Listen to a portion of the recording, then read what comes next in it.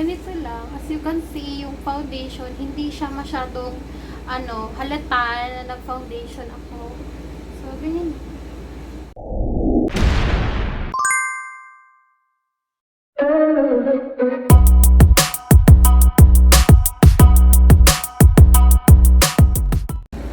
Hi friends, I'm Joanna, and if you're new to my channel, I'm a freelancer mom and I love makeup. So for today's video, I'm gonna share to you the things that I know on how to apply your foundation properly.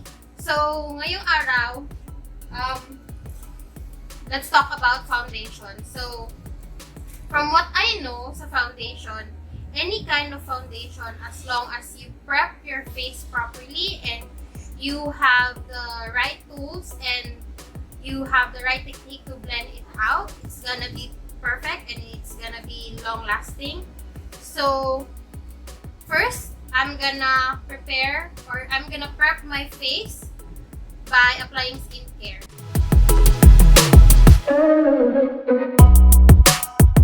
So the first thing na gagawin mo to prep your face is, of course, maglalagay ka ng alcohol sa kamay mo.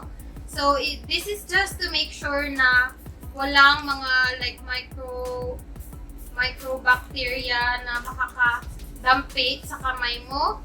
And if you have long nails like me, make sure na yung under sa nails mo natatamaan din ng alcohol. So ganyan lang. So you just let it dry so that it's not gonna mix sa makeup mo. And once na na-dry na yung hands mo, you can move on to the next step.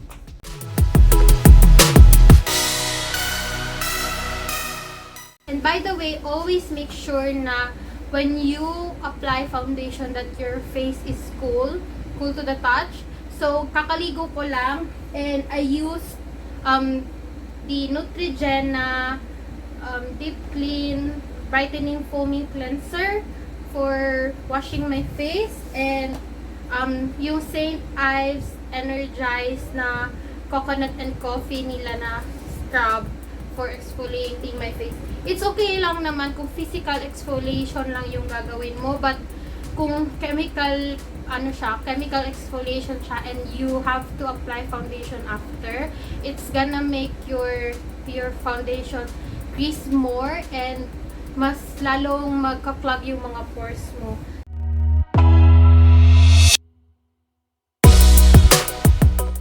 So the next step that I'm going to do is apply toner. So what I'm gonna use is the La Marche, the Therapy Anti-Aging Formula Essential Toner. So maglalagay lang ako sa cotton pad ng at least 2 or 3, pwedeng 3 to 5 drops. But 3 is enough for me naman. So I'm just gonna gently apply it using a cotton pad.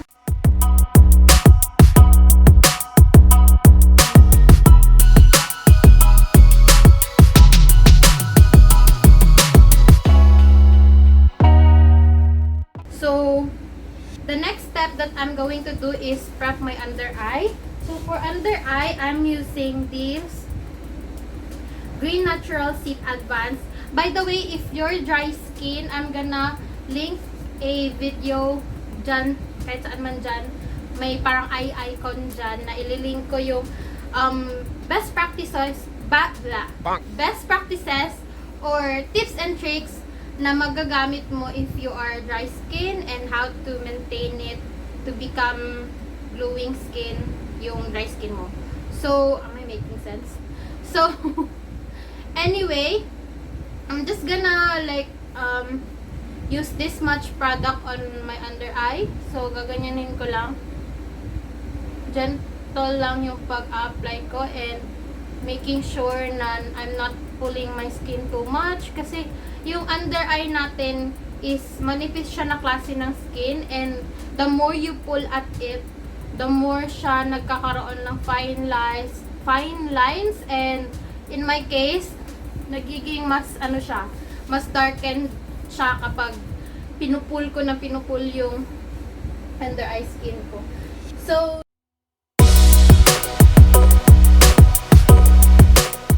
the next step that I'm going to do is apply serum on my face.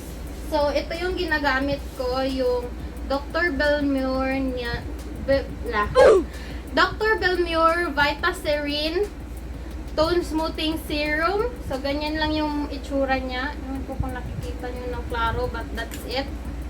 So, maglalagay ko ng 2 pump, like that. And, apply ko siya sa face ko ng tapping motion, ganyan.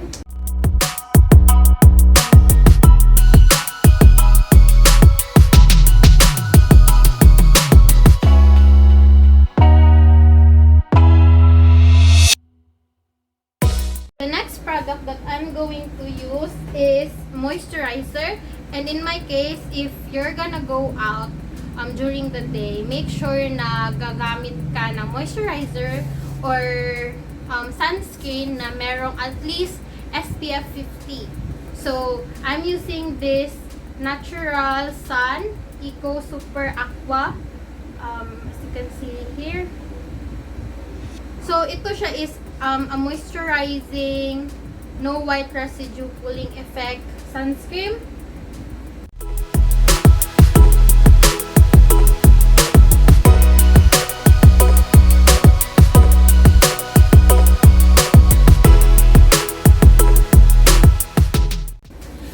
And for the last skincare step na gagawin ko for this process is i-moisturize ko lang yung lips ko. Although, yung mga products naman na ginamit ko aside from toner and under eye cream is nilagay ko din ng konting product dito sa lips ko. But to make it more supple and more moisturized, I'm gonna use a lip balm. Ito yung Max Factor X. Tama bang pagkakaano ko?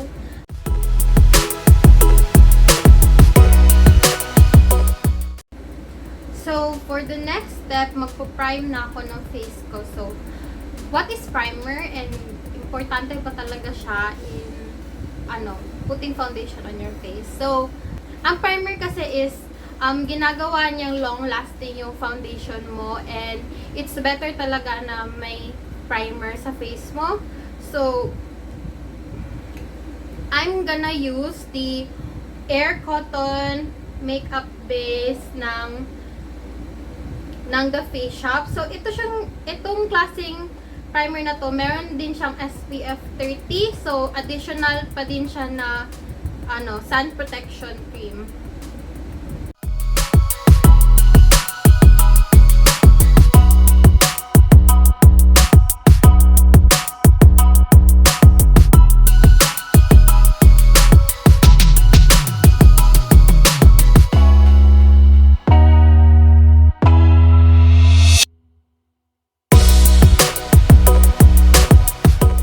Then, once na nag-set na yung primer sa face mo, go ahead and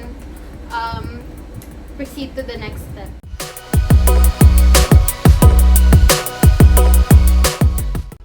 So, the next step that we're gonna do is i-correct ko yung mga blemishes and mga discoloration sa face ko. So, I'm going to use the Revolution London na Ultra Base Corrector Palette. So, medyo luma na siya, guys. Pagpasadyan nyo na, nasira na yung hinges niya, kaya may scotch tape na siya. So, gagamitin ko tong green concealer para makorek ko yung under eye circle ko sa mata. So, plano ko talaga ito gamitin, but kamayin na lang natin. So, para mas madali.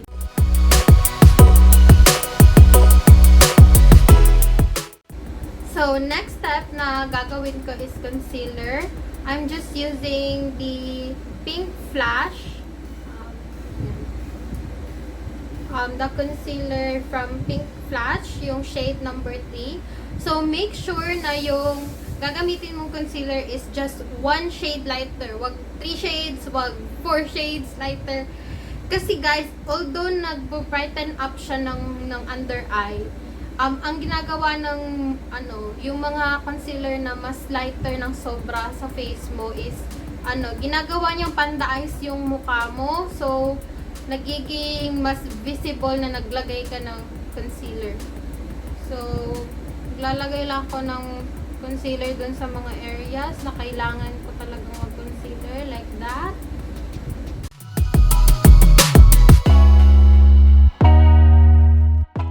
So the next product that I'm going to put on my face is yung foundation na. And the product that I'm gonna use is yung Pink Flash. So ganito yung itsura niya. Tama ba pagkakanto? So ganyan lang yung itsura niya. Pink Flash na number 3 warm beige and number 2 sun beige na shade. So the reason bakit dalawa yung gagamitin ko sa face ko is wala akong shade na tugma sa kanila, either masyadong light or masyadong dark. So I'm going to use both concealer, foundation, para para ilagay sa face ko. So ilalagay ko lang siya at the back of my hand, like so. And then imimix ko lang silang dalawa. Okay. So idadampi ko sila sa face ko. And we're gonna spread them using my face. And magbe-blend ako using ng blending sponge. So okay lang naman guys na yung foundation nyo is like one shade lighter sa face nyo, kasi nako-correct naman yon using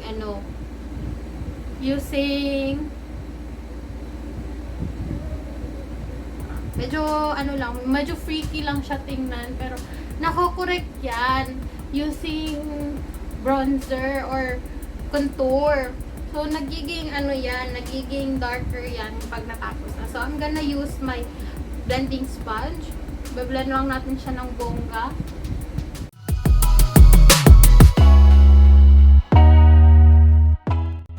Hey friends, so nakapag prepare ko na yung mukha ko for the last 2 steps na gagawin natin. But before putting on the powder, I'm just gonna use a sponge. Yung sponge na ginamit ko kanina, medyo madumi na siya kasi ginamit ko na siya kanina. So, I'm just gonna pat down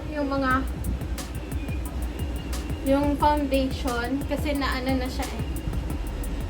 Medyo nag-cure na siya. So, kuha lang ako ng powder and then hindi na ako magbe-bake kasi gumamit na ako ng primer and gumamit na rin ako ng long-lasting na foundation, and ito kasi is just to make sure lang na hindi na gagalaw yung foundation ko sa mukha. So yung gagamitin ko na setting spray is yung Dewy Finish ng NYX, yung long-lasting setting spray nila. So, shake ko lang siya ng maayos.